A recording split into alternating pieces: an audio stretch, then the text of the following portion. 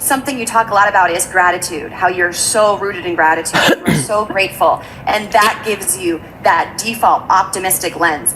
But I think all of us here, we know, right? 3 things you're grateful for in the morning. This is what gratitude is. We try, but then after 3 days, we stop doing it, right? So how do you really live and breathe gratitude every day, and how can we do the same?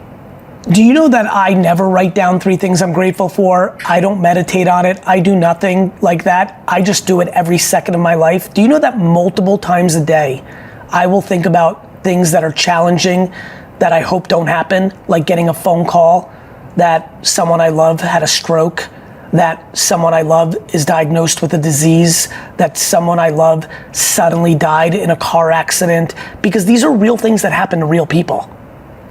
I also struggle with complete delusion. Do you understand that everyone in this audience lives a remarkable life in comparison to the 8 billion people on Earth? Do you know that 735 million people on Earth, almost 10%, do not have access to clean water? Clean water.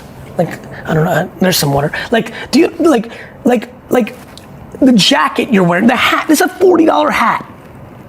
Well, it's from Express, it's not wood.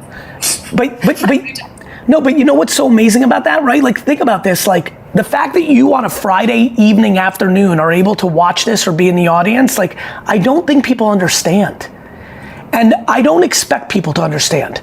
I know I got lucky in being born in one of the most horrible places in the world. I know I got lucky by living with 8 family members in a studio apartment for multiple years. I know I got lucky that my parents basically didn't buy me toys because that's not what we spent our money on.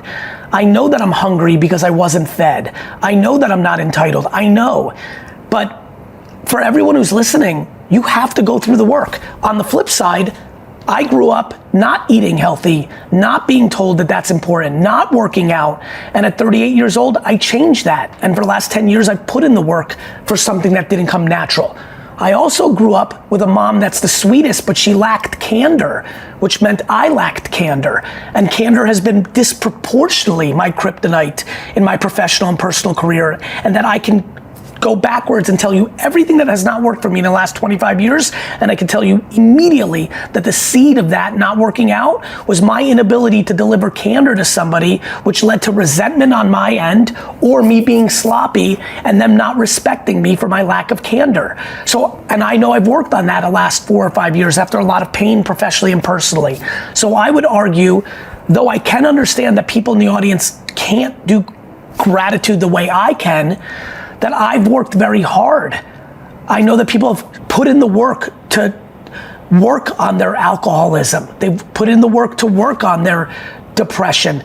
And I just challenge everybody here to not just say, well, it doesn't come natural to me, like, work on gratitude. And the way you work on gratitude is, if writing it down 3 times in the morning works, well then actually do it every day, not for 2 weeks, January 1st to the 13th, and then give up. Like, work is work. And if you're unhappy and you've got some money, go to therapy. And if you don't have money, go start listening to more positivity. Go take a walk, work on your health. Like, you are accountable, you are capable. Don't blame the president, don't blame your grandma, don't blame your mom, don't blame the mayor. Blame yourself. And don't blame yourself like, I suck, and beat yourself up. Have compassion to you that this is my circumstance, but I can fix it. And all of this stuff, bringing it down to the ground instead of the clouds that I'm in right now, all of this stuff has a direct correlation of you being a good founder and CEO. Because it's hard. And the real issue is, who you are when it's hard is the whole game.